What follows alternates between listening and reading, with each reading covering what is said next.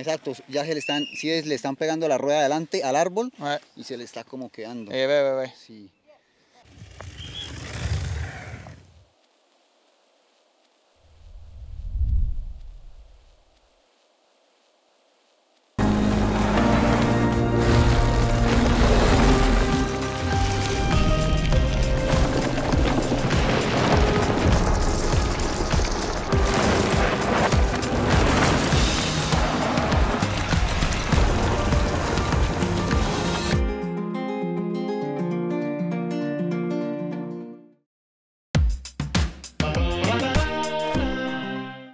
Bienvenue à tous, aujourd'hui on est dans l'inside de cette qualif qui est complètement modifiée. On a attaqué plus tôt à 8 h, les entraînements sont modifiés, le départ de la Q1 et de la Q2 est modifié.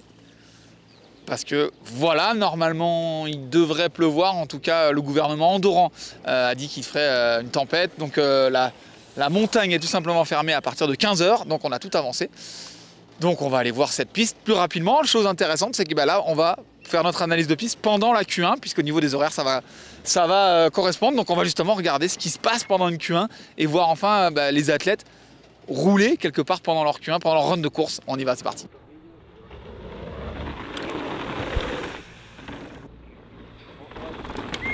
On en a vu à la Rocco que c'était vraiment un virage complètement à plat, il n'y avait aucun appui.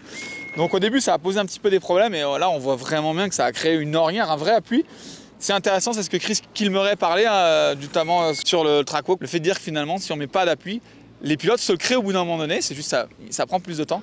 En tout cas là ça fait une belle ornière bien régulière, mais bon c'est quand même technique, hein. Il y a un S d'entrée de jeu avec des piquets, il faut quasiment rouler sur les piquets, donc ça te met dedans mais direct, genre t'as pas le temps de voir la vue quoi, tu vois.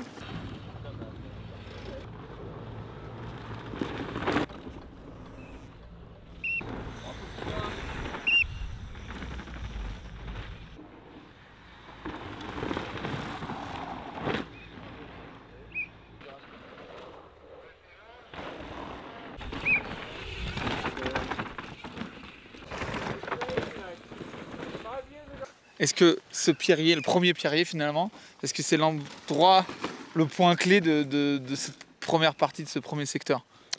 Oui, je pense que c'est la part clé pour les premiers intermédiaires, oui, c'est sûr. Et ce matin, ils ont enlevé cette pierrier-là, Ouais. là, et du coup, Ça change tout. ça change un peu, oui. Et il essaye de faire l'inter, qu'est-ce qu'il garde sa ligne externe, ça change un peu ce matin, on peut regarder. En plus, ils ont qu'une heure ce matin, du coup, 1 heure, oui. avec les femmes et les hommes en mélangé. Du coup, est-ce que pour vous, c'est la course aussi? Parce que tu as Marine, tu as Henri Kiefer, Troy, etc. Et oui, par contre, on a 4 pilotes dans 1 heure, faut bosser. Bon, Oui. Tu feras une sieste cet après-midi. Oui, je crois. À 15 h, c'est tout fini. Bon, merci à toi. Merci. Troy, inter et full externe. Intéressant. C'est assez intéressant. Il a perdu quelque chose d'ailleurs. Il y a plusieurs trages qu'on l'a vu. Donc déjà, il y a l'entrée avec une ornière principale. Soit on va vraiment dedans, soit on rentre à l'intérieur, soit à l'extérieur. Donc déjà, il y a une petite différence au niveau de l'entrée. Et ensuite, vraiment, il y a 3 axes qui se font. Aller tout à l'intérieur ou alors vraiment sauter. Ce qui est assez intéressant, c'est qu'il faut, dans tous les cas, dans les 3 trages, il faut être ultra précis. On a entendu des cadres qui tapent, des pédales qui raccrochent. Et c'est chaud parce que le problème qu'il y a, c'est que il est méga important. Il n'est pas impressionnant en fait ce pierrier. Mais le problème qu'il y a, c'est que si vous décalez, que vous faites une erreur là, il y a quand même un peu de plat derrière. Et là, ça vous coûte du temps déjà énorme. Et en plus de ça, derrière, ça fait encore 2 S. Et si vous n'êtes pas bien aligné, que vous êtes un petit peu en retard, jamais vous arrivez à réouvrir l'autre virage derrière. Et là, c'est fini. Donc, c'est vraiment le point clé, comme disait tout à l'heure voilà, ça le bruit. Le line checker de Canyon. C'est vraiment là où ça fait une différence. Sur le secteur 1, il n'y a pas eu de grosse différence, c'est de la permanente, il y a des petits écarts. Mais là, ici, il peut déjà se créer des petites différences. En tout cas, à l'œil, nous, sur le bord, on en voit déjà.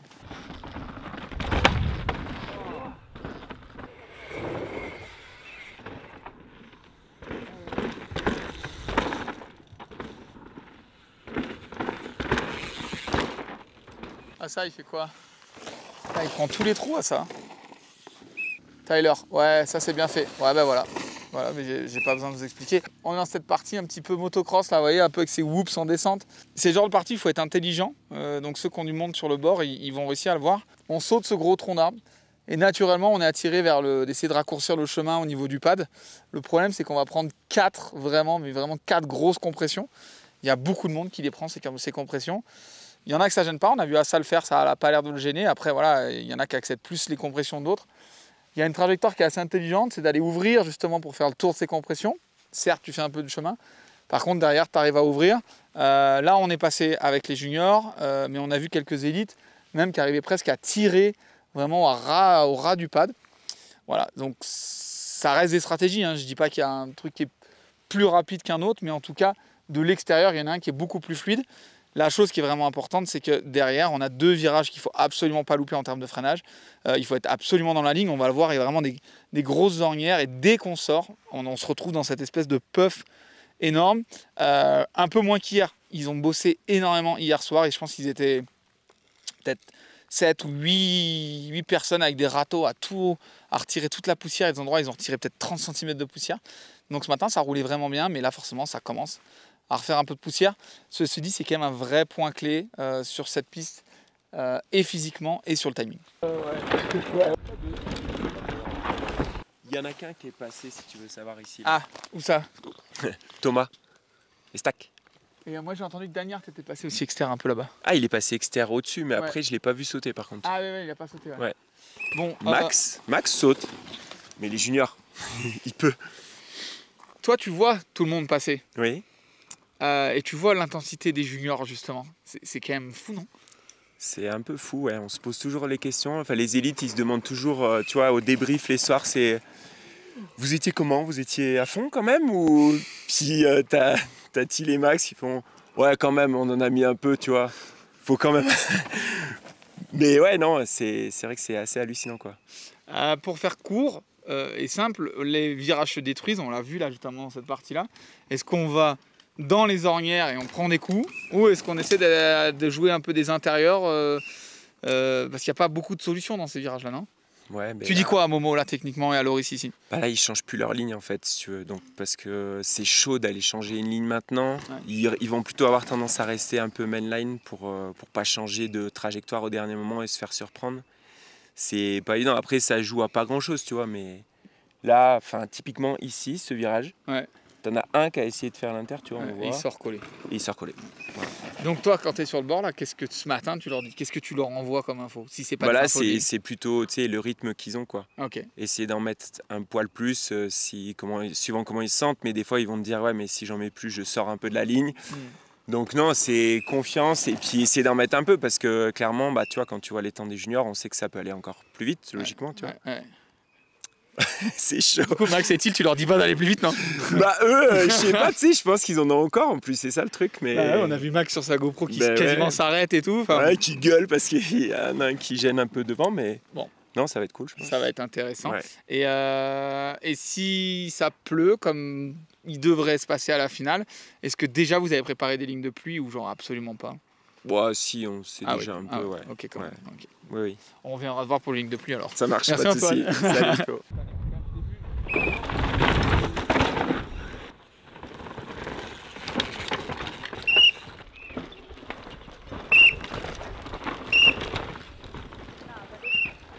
Si on est dans cette nouvelle partie, donc qui rallonge un petit peu la piste, même si on l'a dit tout à l'heure, au niveau du chrono, on est sur la même base des chronos de Loris qui était champion du monde ici l'année dernière.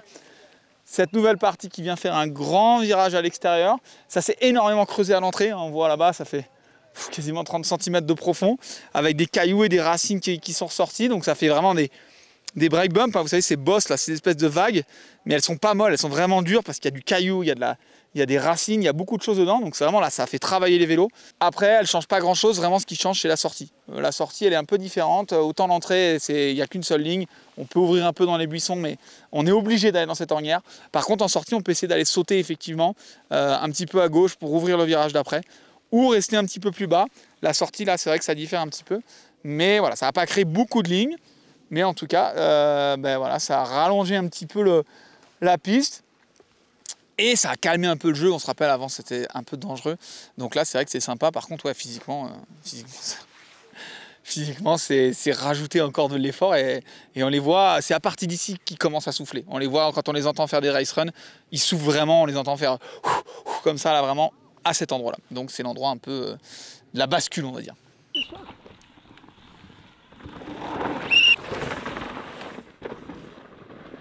So, aquí está la Colombia. Aquí está Colombia. Oh, trop bien. Allez, Marcelo, hein. Allez, allez.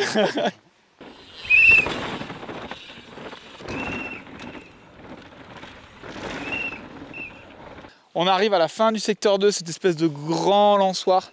C'est un des points qui va le plus vite de la piste. On dépasse 60 km/h dans cette partie-là, sachant que la piste fait 1,50 m, 2 mètres de large, donc ça défile vraiment. Ça tape énormément sur le bord, ça fait un bruit de ouf. On a du mal à parler tellement ça file et ça accélère.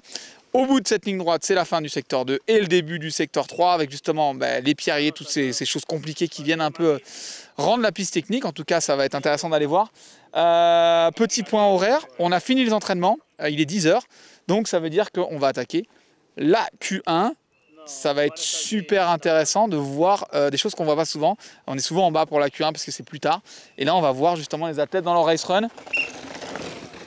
Et ouais, c'est toujours impressionnant. On se souvient à l'époque ici, il y avait Frix qui avait essayé, Hugo Frix Talon qui avait essayé de faire un truc stylé et il n'avait jamais réussi.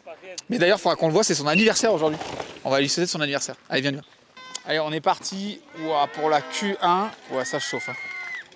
On est parti pour la Q1, donc on les voit pendant leur race run. Donc elles sont inversées, donc on va avoir rapidement le top 5, le top 10 qui va être là, et puis après on va repartir à partir de la 10e. Donc voilà, c'est cool de voir ça et de voir les attitudes qu'elles ont, si vraiment elles reproduisent ce qu'on voit en training, ce qu'on a l'habitude de voir. Donc on va vous les filmer un peu pendant la qualif pour voir si justement elles arrivent à maintenir ces positions, maintenir ces lignes, à l'image de Vali. Oh, Vali impressionnante. Hein. Allez, on y va, on va voir.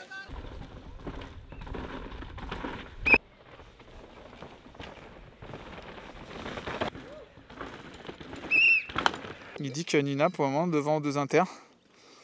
Donc là on arrive donc dans le 3e inter avec le pierrier comme on a dit.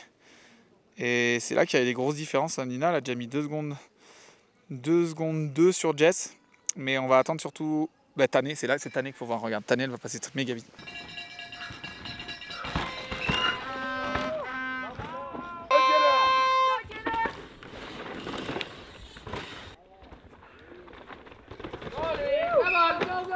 Allez, go, go, go. Allez.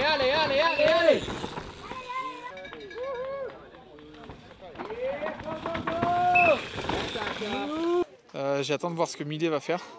Parce qu'elle est bien passée. Mais elle avait quand même un peu moins de rythme. Un chouïa moins de rythme qu'elle avait sur les entraînements. Donc je vais regarder ça tout de suite. Et 3, hein. 3-0-2. Donc Gracie M Street en Q1 première. Tennessee Grave à 1/10. Donc vraiment elles sont collées. Et Millet qui a réussi à maintenir ce qu'elle avait fait en training. Et là il y a une info de ouf. Marianne Kabirou, DNS, Anna Newkirk normal, Myriam Nicole normal, Eris Van Leuven aussi. On le retrouve. Voilà. Dis-nous ce qui s'est passé. Là, les premiers pierriers, dans la gauche. Où on t'a vu? Oui. Après, dans la gauche serrée, il est glissé sur la pierre et il est tombé. Et ça va? Elle s'est pas fait mal ou... Maintenant, c'est à l'hôpital juste pour regarder. Okay. Pas trop mal, rien de grave. Bon. Ok, bon, écoute, on espère que ça va aller. Oui. Voilà, on a des questions, on a des explications. Voilà, et en plus, il sert les tiramisu. Enfin, oui. On va voir, c'est ce soir. Ah, c'est ce soir? Il est très fort. Le soir, à partir de 19 h, il est très très fort. C'est sûr.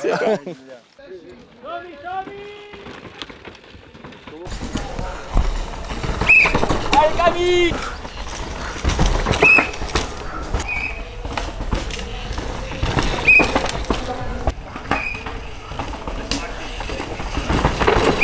On vient de finir cette Q1 Elite Femme avec donc Gracie M Street 1, Tennessee Grave super proche, 1/10. 2e, 3e place de Millet qui confirme ses entraînements. Valentina Hall 4 à 2 secondes et Nina Hoffman qui complète ce top 5 en 3,04, donc déjà qui est à 3 secondes et demie de Grécy, ça fait un petit peu. Côté française, on a l'Ice Bonheur qui malheureusement fait 11, c'est-à-dire que ça va l'envoyer en Q2. Et Vicky Clavel aussi qui fait 16. Lisa Bouladou aussi qui a dû tomber avec son premier inter. Donc pour le moment, on n'a pas de française en finale. Il reste quand même la Q2. À voir ce que ça va donner.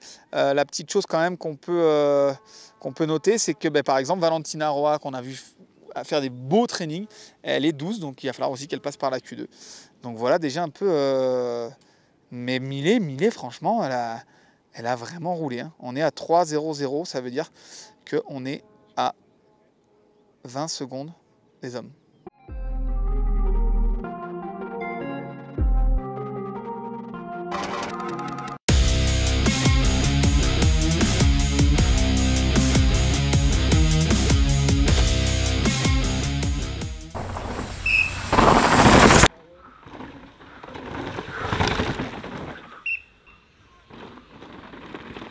On a attaqué la Q1 homme, ça va super vite.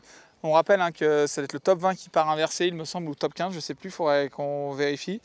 Et ensuite, il part toutes les 30 secondes pour les qualifs. Il n'y a pas de télé en Q1, donc du coup, on les empile, c'est pour ça que ça va assez vite. Et du coup, c'est assez facile à voir, on voit rapidement les écarts. Pour le moment, Antoine Piron est devant. 2,41,8, c'est pas the best time, mais quand même c'est un gros temps, donc normalement ça devrait faire. Benoît Coulange 2,43,6. Voilà, tout le monde disait que ça allait un petit peu plus vite, ça se défonce beaucoup, je suis pas sûr que ça aille plus vite. On va voir, on continue, on va aller voir vers le bois, celle là-bas, c'est vraiment impressionnant. Allez, bon. Jordan Williams qui a pris la tête pour le moment. On est à un point intéressant, fin du secteur 3, début du secteur 4, sur un peu cette partie un peu MX. On voit d'ailleurs ceux qui ont dépassé le BMXer, qui sont vraiment très propres. Une chose qu'on peut noter qui est assez intéressante, c'est qu'en fonction des athlètes, il y a des athlètes juste après cette réception de trip, il y en a qui vont pédaler pour relancer, alors que d'autres s'assoient, d'autres attendent un peu. Il y a des stratégies un peu différentes. Tiens, Loris pas pédalé, mais il ne s'est pas assis. Donc, est-ce que c'est le côté qualif, ils en gardent un peu? Honnêtement, je ne suis pas sûr qu'ils arrivent à en garder, dans le sens où là, on n'est même pas, on a fait un tiers de la qualif et en une seconde, il y a déjà 7 places. Donc la qualif, il y a 20 places à la Q1. Donc à mon avis, ça va jouer en rien.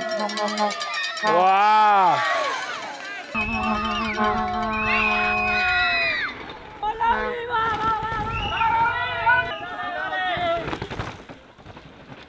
Je trouvais des experts. Regarde. Flo Payette, sans départ en finale de Coupe du Monde pour ceux qui ont oublié. Merci. Même s'il a beaucoup de barbe. Et toi, tu dois pas être loin aussi, non? Combien? Hein? Je sais pas. J'ai jamais compté. C'est vrai? Ben, moi, je me suis fait bobo un paquet de fois. Oui, c'est vrai. On compte la dernière année, juste de toute façon. Tu verras ça là, quand tu auras choisi de prendre la retraite. Mais bon, 2007, 2025, tu crois que je te bats? Non. Bon, allez, parlons de choses intéressantes. 2 questions. La première question, on voit, là, on a quasiment 10 places en 6 dixièmes, 8 dixièmes. Loïc pour le moment devant, William Jordan, Momo qui est 6e à 4 dixièmes. C'est plus que serré là. Ça, à Val-Nord, on s'attendait à ça. C'était prévu, c'est ça. C'était vraiment chercher les moins petits trucs parce qu'on sait que ça va se jouer à rien.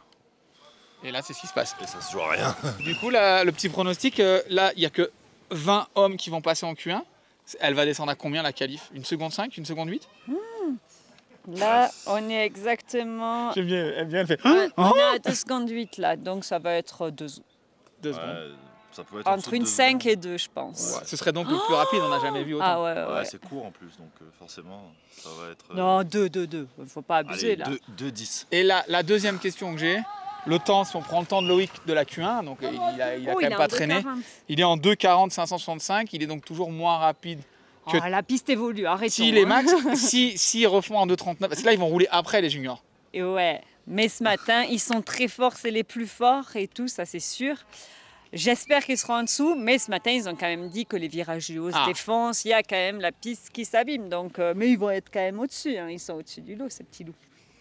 Bon, et ben voilà, on va voir ça. Elle a tout dit, de toute façon, voilà, on peut s'en aller. Sont venus pour retourner le game. Voilà, on va continuer à regarder cette Q1 et notamment rentrer dans le bois où ça va vraiment très très vite. Il faut être précis, même si c'est comme ils disent sous sa one line, il n'y a qu'une seule ligne principale. Il faut quand même réussir à faire des petits détails, à essayer de ne pas mettre les roues parce que la crevaison est assez facile. On a vu quand même beaucoup de crevaisons hier. On est d'accord, hein? Ouais, beaucoup de crevaisons. Donc attention à ça, on va aller voir justement les endroits où ça crève. Allez, let's go. Merci les boys et les girls. Ciao. Martin, il peut rentrer dans... Il est léger, Martin.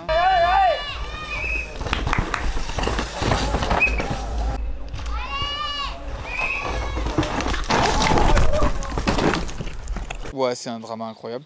Sauf que c'est là les endroits où il ne faut pas crever, et un peu plus bas. Ce que j'ai envie de vous dire, c'est Loris Vergier qui est qu'à 2 secondes 1, donc qui a bien roulé.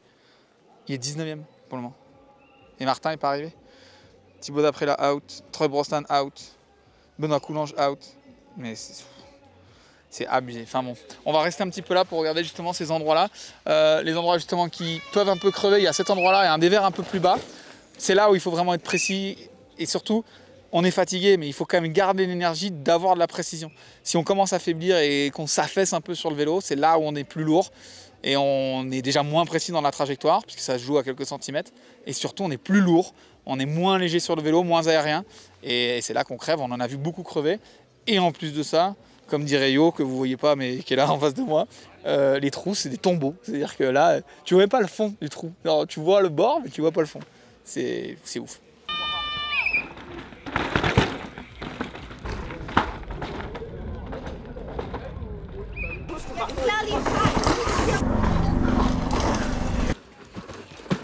Oh non! Crevaison pour Milan là.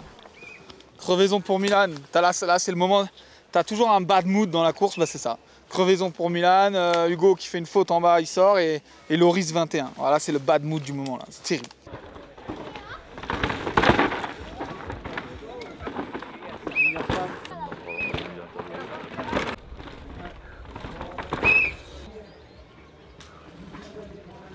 Greg Williamson avec le nouveau bike.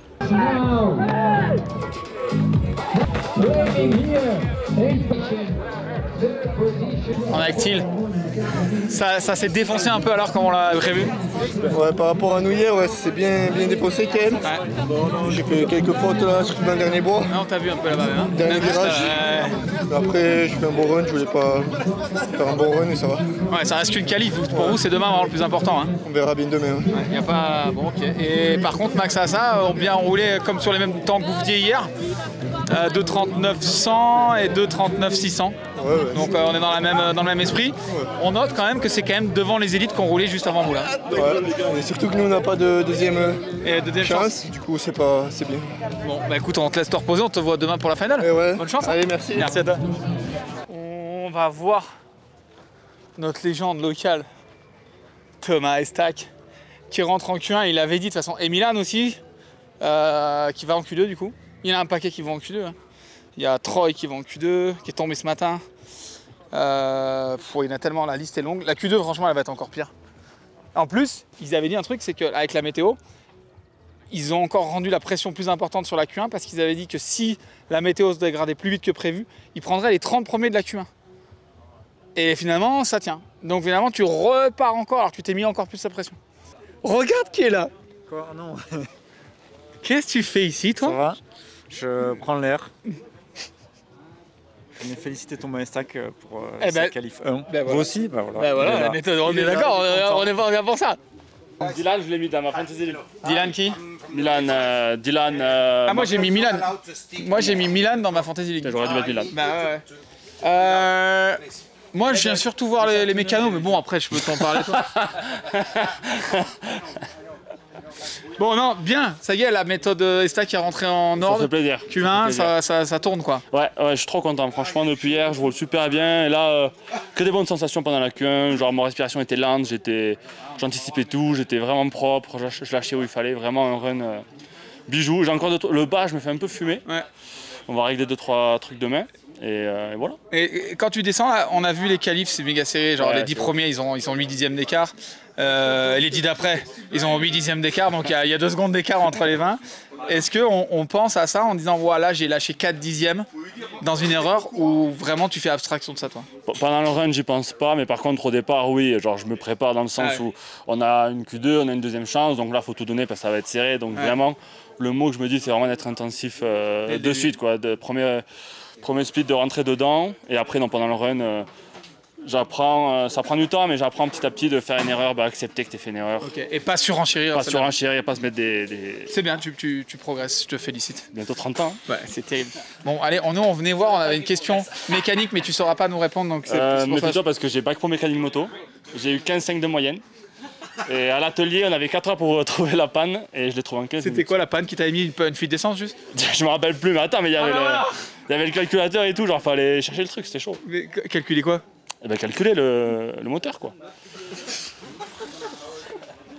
Il est là. Qui? Toi? Moi, je viens pour parler de ces trucs-là, là. C'est ma work in progress, là.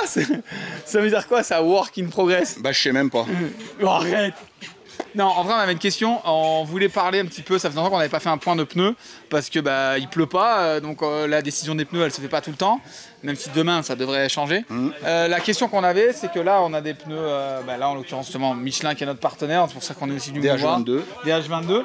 Est-ce que quand c'est sec, est-ce que c'est juste un pneu sec, un seul, ou est-ce que vous jouez en mécanique? Est-ce que le pneu, c'est aussi quelque chose sur lequel vous pouvez jouer par les pressions, par peut-être des ballons différents, ou est-ce que vous avez différents modèles de DH22 ou ça marche comment? Ou vous jouez pas du tout avec, c'est un pneu normal? Alors nous, le DH22, on a qu'un modèle à l'avant et à l'arrière qui est un modèle proto avec une carcasse spéciale. Ok.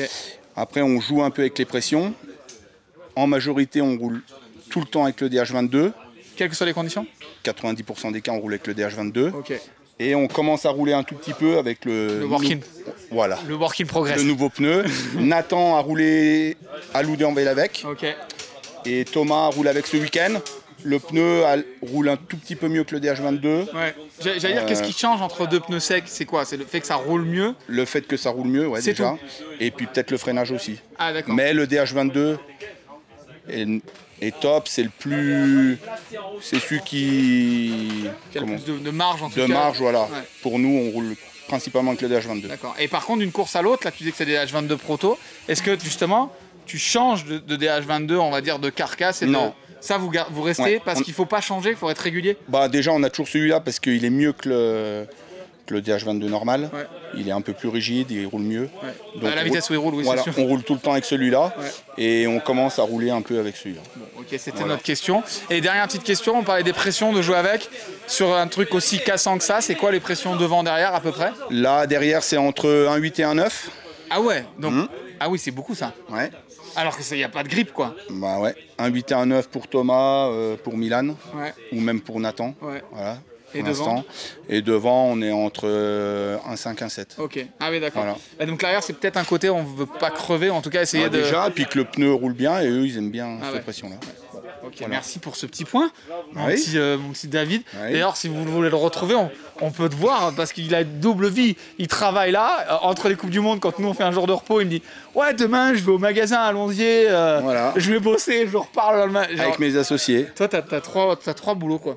Bah, j'aime bien. Ouais, je vois ça. Tu dors aussi la nuit ou pas? Ouais, pas mal. T'es sûr? Ouais, je dors bien. Et après, il fait encore du cyclocross l'hiver, mais ça, on en reparlera plus tard. Là... On ira faire un truc un jour, je pense, ensemble. Ah, mais on fait la saison. Hein? Ah ouais? Ah, mais bien sûr. J'ai déjà commandé mes boyaux. Allez, merci en tout cas à toi. Ça, c'est les vrais, ça. Bon, tu vois que là... Bon, voilà les conditions. On est parti. La Q2 est terminée. Voilà. On a mis pas mal tous les résultats en live sur les réseaux sociaux. On a vu quand même notamment Simon Chapelet qui gagne cette Q2 et également il me semble que c'est Louisa Ferguson qui rentre aussi dans cette Q2. Ça va être intéressant. Demain les conditions vont être terribles comme c'est en train de se passer là. Il y aura des updates d'ailleurs si la course l'horaire de la course va peut-être être modifié. Il y a de grandes chances vu comment ça part. Donc voilà, merci de nous avoir suivis. On se retrouve demain. Je vais aller chercher un vrai parapluie parce que celui-là, je lâche pas que je suis les morts. Ciao, ciao.